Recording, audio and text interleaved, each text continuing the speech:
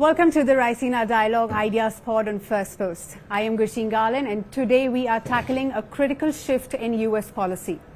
President Trump's rollback of diversity, equity and inclusion, or the DEI initiatives. And joining me to discuss what impact will this have on internal discourse and America's global standing are James Carafano, Senior Counselor to the President at the Heritage Foundation, and Bonnie Glick, Adjunct Senior Fellow at the Foundation for Defense of Democracies. I welcome you both. Thank you for joining me on Firstpost. James, very quickly, I'll begin with you. After reclaiming the Oval Office on January 20, amongst many other policies, President Trump rolled back the DEI programs. And amongst a lot of backlash, there were concerns. What is your response to those fears? Well, the reason why he rolled them back is because they have nothing to do with diversity, equity, or inclusion. Yeah. It's a political agenda. And there's sort of two roots of this. One actually is in the 1940s. And it started with the reemergence of the Democratic Party.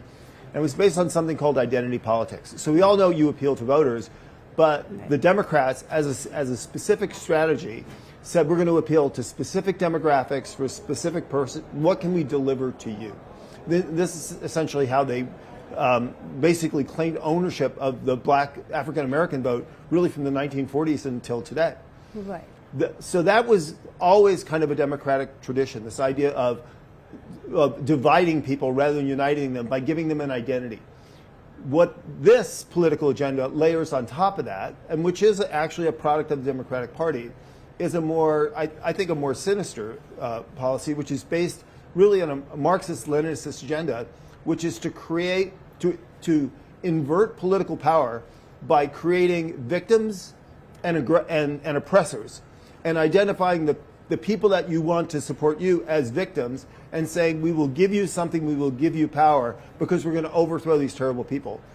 So from an American polity that was based on ideas of equality and opportunity, this is using a political agenda to gain political power. But in the process of doing that, not only is it doing that, it's destroying the foundation of traditional American and Western culture, and destroying the roots of equal opportunity, which is really the foundation of Western society. Where does this leave America on the global standing with the DEI policies rolled back? So where it's going to leave us in about a year is millions of people standing up and cheering, going, thank God America did this first, because now we can do it.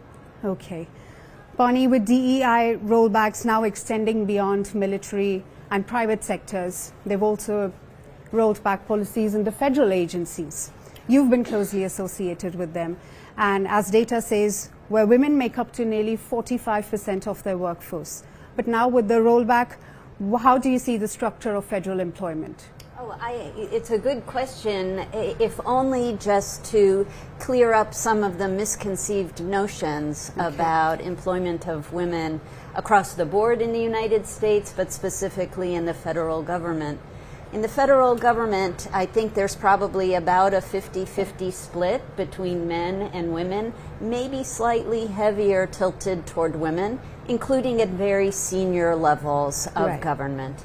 I think the rollback of DEI initiatives will have absolutely nothing to do with how women are represented in roles in leadership in every level of government employment. Rather, as Jim was saying, the idea that the Democratic Party posited that DEI was designed to empower certain underrepresented communities is really quite false. And what it has actually done is disempowered nearly everyone other than an elite bureaucratic class of people within the federal government.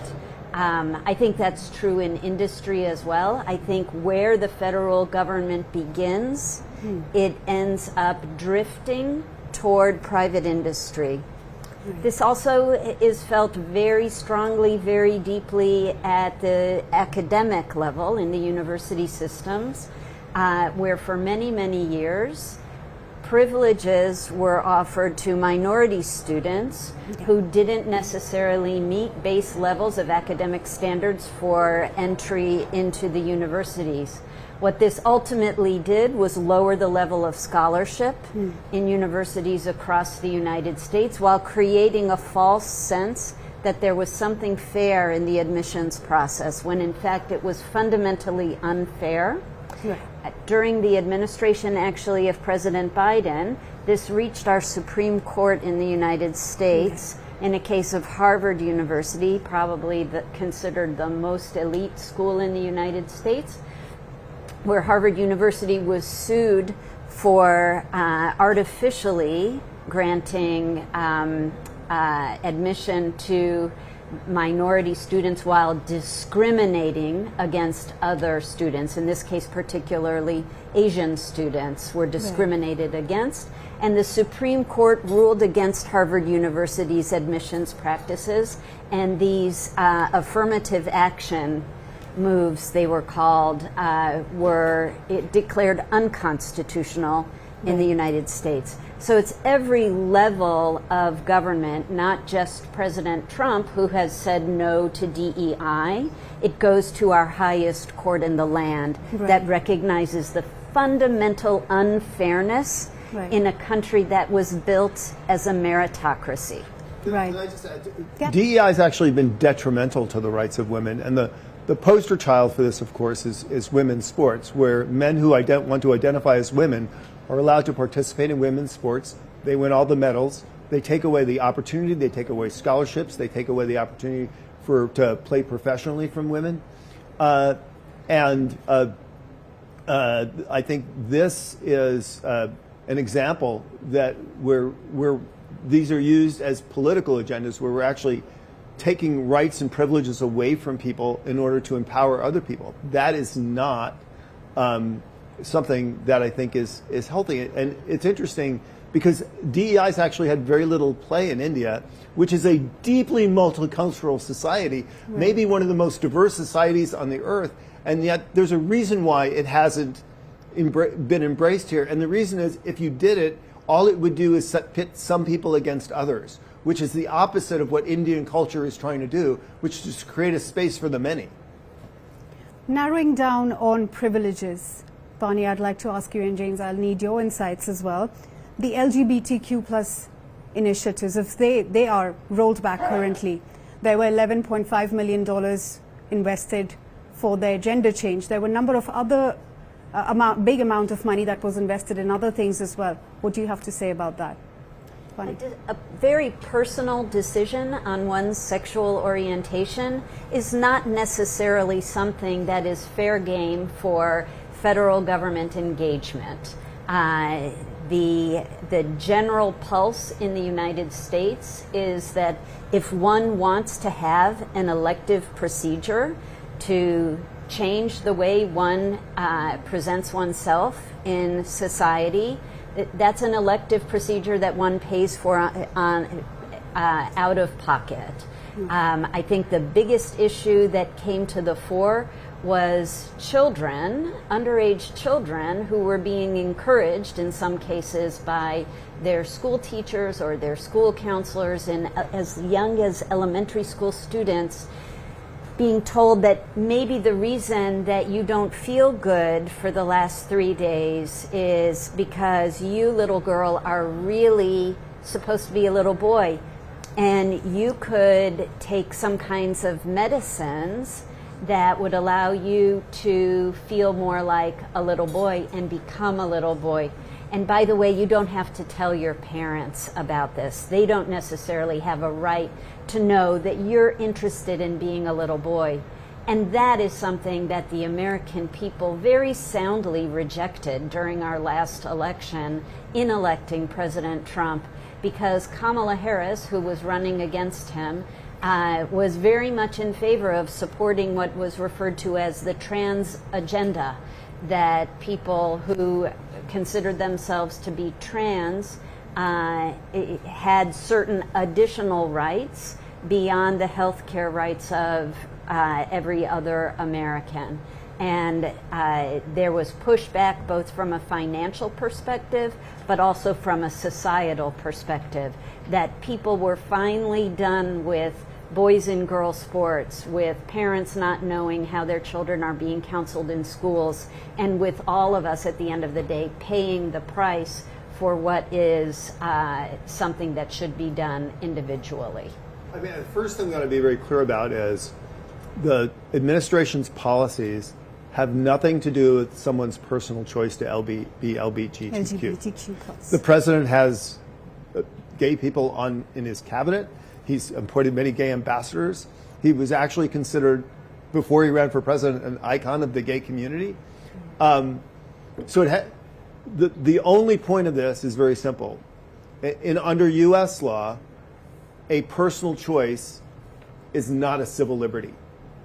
And the great danger that DEI created, by in a sense saying, no, we believe that certain choices and behaviors and policies ought to achieve the status of a civil liberty. What that does is it allows you to criminalize behavior. And so, for example, we have people that want to say, well, you should be sued or jailed because you don't respect my pronouns. We already see other countries who are actually criminalizing behavior for people who criticize other people's personal choices. So I think it was not just the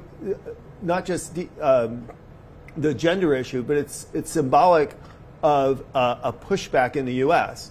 that broadening civil rights to be anything anybody wants it to be leads you down a path really of totalitarianism. And on this issue in particular, in the U.S. we call this an 80-20 issue. 80% of Americans agree with President Trump on this issue. Now, we are a 50-50 country. Only maybe half of the country is actually conservative.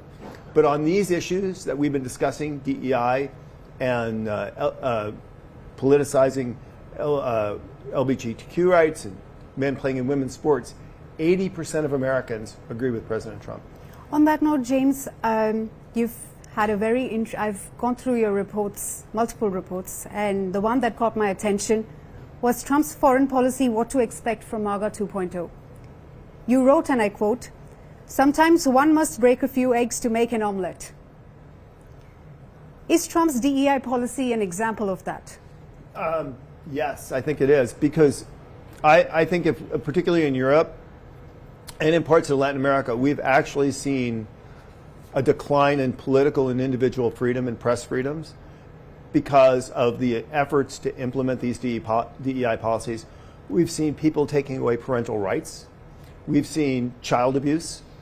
And we've seen people just stand there and watch because they don't want to challenge that. They don't want to be criticized for not going along with the flow. Yeah. And people have been afraid to say, maybe this isn't actually good.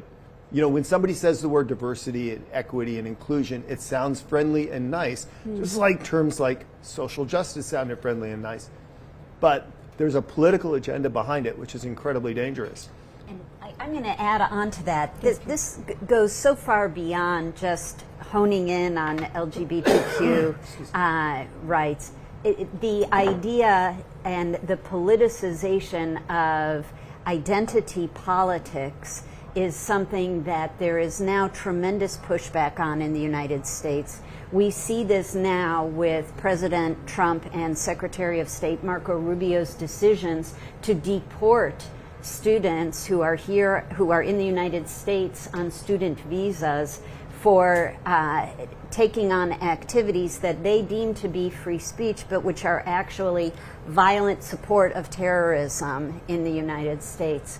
When someone is issued a visa to come to the United States, they have to say, I will not participate in activities that support known terrorist organizations. They actually sign a form that says that, and then they come to the United States and say, it's my freedom of speech to attack other students on college campuses, to take over buildings, to hold people hostage.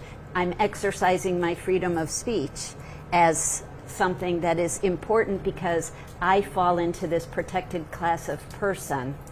And the reality is that the United States subscribes to a rule of law. And when those laws are broken, there are consequences. for the last 4 years, there have been virtually no consequences for people who have broken our laws and based those activities on their protected class. And those days are over. And the dissolution of DEI programs across the board, across corporate, government, and academic sectors, is proof that this is something that the American public in general is wildly supportive of. I can also say one of the consequences of the imposition of DEI programs in the United States has been an enormous amount of graft and corruption. So we've taken money under the name of these programs and we've given them to people who are political allies or to enrich our friends. And this is something that's coming out now. So I think between these two issues, the threat to human liberty and the massive abuse of graft and corruption that we see in the United States, other countries are going to look at this and they're going to look at their own programs, and I think they're going to, and then eventually they're going to say, you know what, this is right. So I think DEI is officially dead. It is dead in the United States, and it's dead because not only is this president opposed to it, but he is dismantling all of the instruments that we used to place it, and he's exposing all of the corruption behind it. So I don't think it has a chance of coming back in the United States. But I think this is going to spread. It's going to spread throughout Latin America in particular, and it's going to spread throughout Europe. Speaking on that note, as you just said, the DEI is dead in America. There are other countries like the UK, the EU, who are also growing pressure on cutting down the DEI efforts. So if they are, for example, if they are cut down, how do you think this shift will impact global diversity efforts? I actually think it'll improve it because diversity and opportunity should come organically from freedom and the opportunity for, and we've gotten away from that. We've gotten to, these policies are about government telling us who should be empowered and who should be denied. Right. And that is unhealthy for human society. So I actually think the flourishing of opportunity is a new age. Right, and Bonnie, what are your thoughts? I agree very strongly with what Jim just said, and I think that it has been extremely puzzling to countries around the world that the U.S. has gone so far and taken these extreme steps that confound them. It's exactly, we'll end where we began, which is, this is why there are no DEI programs in India. It's why there are no DEI programs in many other parts of the world. They are inherently destabilizing, and they do not provide added liberty or freedoms to citizens that they are supposedly intended to protect. Right. Admittedly, this is not a discussion that can happen in 20 or 30 minutes, but I might have to let you go now. Bonnie, thank you very much. Thank you very much. James Devery, thank you very much for your insights. Thank you very much for joining.